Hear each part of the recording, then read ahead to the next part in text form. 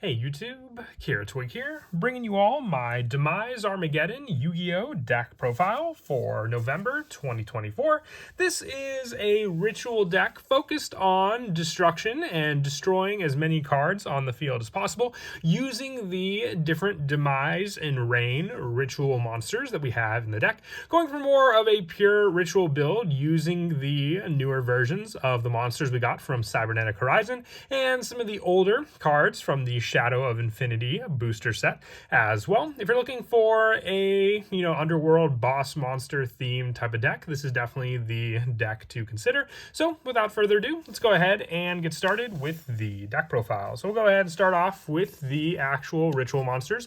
For the deck, we're running 3 copies of Demise Supreme King of Armageddon. You can ritual summon this card with Cycle of the World. This card's name becomes Demise King of Armageddon while on the hand or in the field. And while this ritual summon card's on the field, your ritual monsters cannot be destroyed by battle. If all monsters used to ritual summon this card were ritual monsters, you do not pay life points to activate its effects. Once per turn, you can pay 2,000 life points to destroy as many other cards on the field as possible, and then inflict 200 damage to your opponent for each card destroyed. So this is the destruction, card effect that the Demise Supreme King comes stocked with. Being a level 10 monster, you can use its counterpart for being able to summon it out, which is our Ruin Supreme Queen of Oblivion, another level 10 monster, which we're also running 3 copies of, just so we have those max numbers for these cards to be able to be ritual summoned out with their full card effects. With Ruin Supreme Queen of Oblivion, you can ritual summon this card with Cycle of the World, which is the new form of the ritual spell for the deck. And also, this card's name becomes Ruin Queen of Oblivion while in your hand or on the field. While this card's ritual summoned on the field, ritual monsters you control cannot be destroyed by card effects, so having both of them will make your monsters immune to battle destruction and card effects. And also, if all monsters used to ritual summon this card were ritual monsters, it can make a second attack during each battle phase. And if this card destroys an opponent's monster by battle, you can inflict damage to your opponent equal to that destroyed monster's original attack. So you have burn damage along with destruction damage with both of these cards on the field, and you can mix and match their own ritual plays depending on which one you want to summon out on the field, using one or the other for the full ritual cost for that monster. For the original monsters, we're running 1 copy of Ruin Queen of Oblivion and 1 copy of Demise King of Armageddon. You have more of the destruction effects with both of these cards, being able just to ritual summon it with End of the World being the original ritual spell for these cards, and having the same but more of a weaker and down version of the other card effects that we have in the deck for these monsters, having more of an easier way to ritual summon them, but still more of another way to use them, because we also have a new quick play spell which lets us summon them from the deck as well.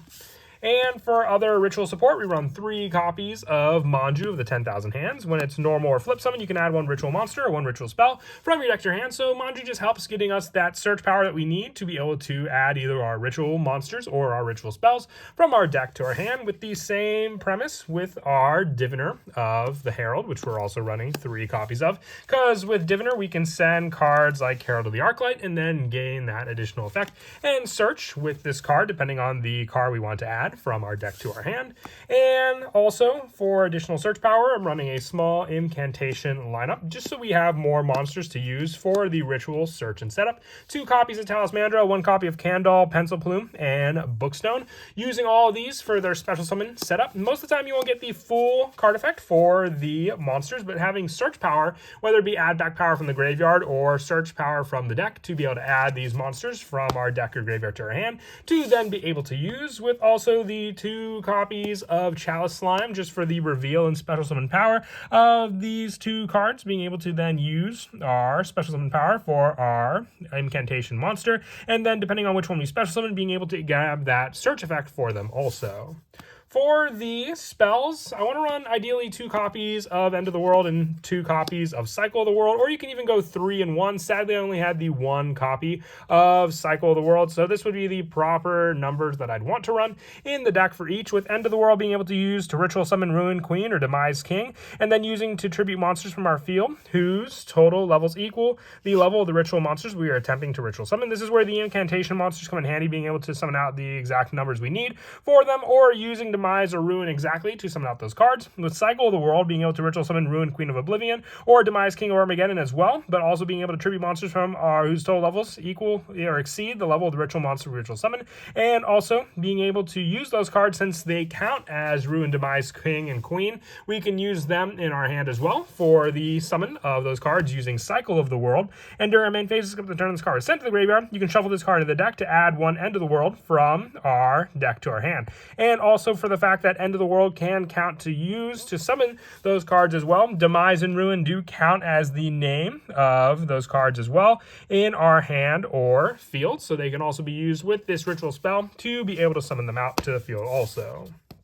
We're also running 3 copies of Pre-Preparation of Rites, just so we can have search power for the ritual spell, and then add 1 monster from our deck to your hand whose name's on it. So it's just more search power, adding the needed spell, and then the specific monster from the deck, since while they're in the deck, they has to be either hand or field, where they become those names, but in the deck, they're still their original names, so we can add those monsters off of the search for Pre-Preparation of Rites. The 3 copies of Turning of the World. This card is used to ritual summon Ruin Queen or Demise King from our hand or deck. You must also tribute ritual monsters from your hand whose total levels equal or exceed the level of the ritual monster. So the quicker way using these spells to summon out our weaker versions, since we can summon them from the deck using this quick play spell.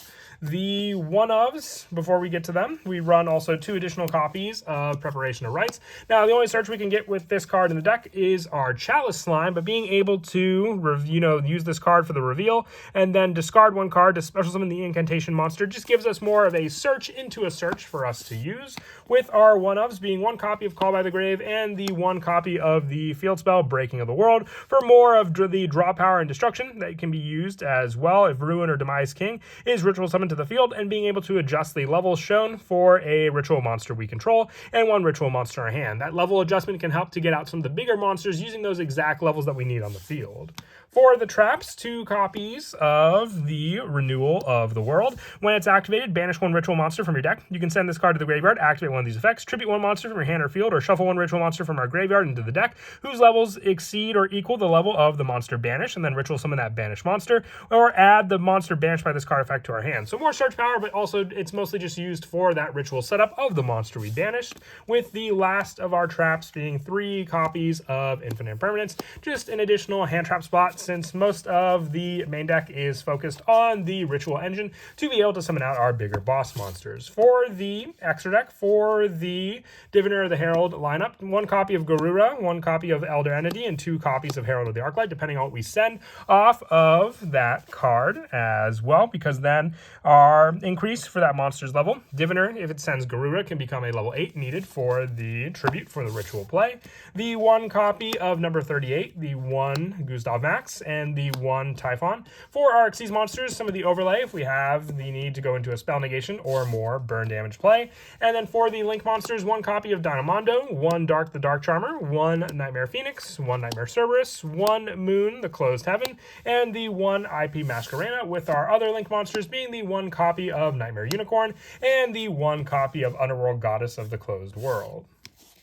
And then as for some of the go-to plays, this is a very ritual-based setup type of deck. So cards like Pre-Preparation of Rites, being able to set and search our specific cards we need for the ritual summon, as I mentioned before, will be a big focus for search power, whether you use cards like Diviner of Herald to grab the additional engine. If you use this card, depending on the other monster you have in your hand, you could have your full combo ready to go with these cards alone, because then you can use your Cycle of the World, using the full ritual cost of 1 of the monsters to summon out the other one onto the field, depending on what you want to go for. Most of the time I'll go for Ruin Queen of the Oblivion Supreme if my opponent doesn't have too many cards in the field that I can just swing into for that burn damage, or I'll go into Demise Supreme King if they have more of a board on the field that I can use for just that destruction play, destroying as many cards in the field and then inflicting damage to your opponent depending on the cards I destroyed off of this card.